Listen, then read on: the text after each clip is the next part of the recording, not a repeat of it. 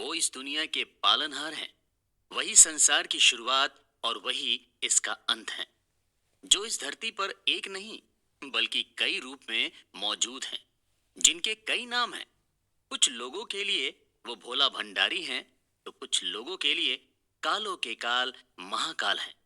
दोस्तों, शिव पुराण में 64 ज्योतिर्लिंग के बारे में बताया गया है, लेकिन इनमें सबसे ज्यादा महत्व 12 ज्योतिर्लिंगों का है। और हर ज्योतिर्लिंग का अपना एक इतिहास और प्रचलित कथाएं भी हैं। ऐसी मान्यता है कि भारत की इन 12 जगहों पर भगवान शिव ने खुद प्रकट होकर अपने भक्तों को दर्शन दिए थे, और ज्योतिर्लिंग के रूप में भगवान शिव उसी जगह पर आज भी मौजूद हैं।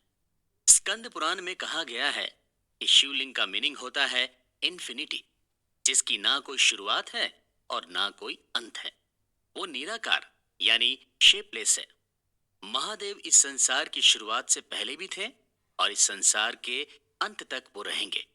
ऐसा कहा जाता है, जो भी इंसान इन 12 ज्योतिर्लिंगों का हर दिन सुबह शाम सिर्फ नाम लेता है, उसके जन्मों जन्मों के पाप नष्ट हो जाते हैं। श्री महाकाल के दर्शन मात्र से आयु और जीवन संकट कट जाते हैं।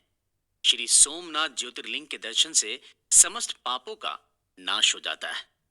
केदारनाथ ज्योतिर्लिंग भगवान शिव का सबसे प्रिय और अपने भक्तों की सब मनोकामनाएं पूर्ण करने वाला माना जाता है। ऐसे सारे ज्योतिर्लिंग से जुड़े विशेष महत्व को हम इस सीरीज के माध्यम से जानेंगे। तो हिंदू धर्म में भगवान शिव को सबसे बढ़कर माना गया है और उनकी शिवलिंग के रूप में पूजा की जाती है।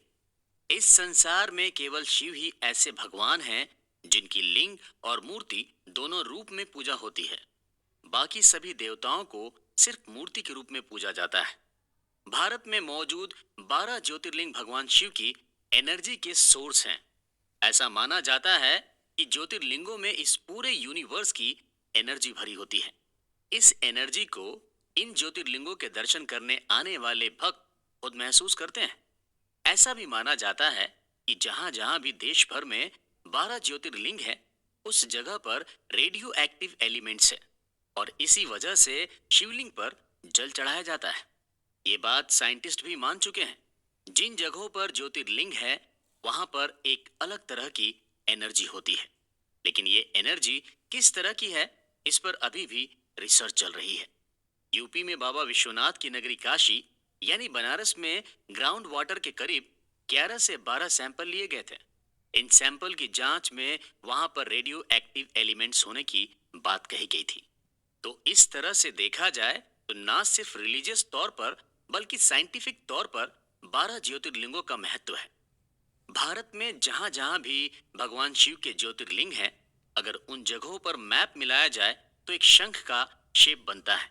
और ये बात हैरान कर देने वाली है। तो इसका क्या मतलब निकाला जाए कि इन 12 ज्योतिर्लिंगों की स्थापना सोच समझकर एक प्लानिंग करके की गई थी, या फिर ये एक को इंसिडेंस है। इंडिया में बने दूसरे मंदिरों के कंपैरिजन में 12 ज्योतिर्लिंग सबसे ज्यादा मिस्टीरियस हैं।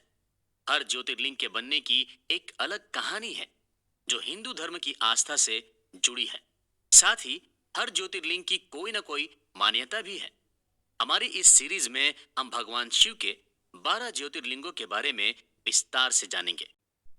दोस्तों, इस सीरीज में बताई गई जानकारी बहुत से अलग अलग सोर्सेज से ली गई है, जैसे पौराणिक कथाओं, वीडियोस, बुक्स, प्रवचनों एक्सेट्रा।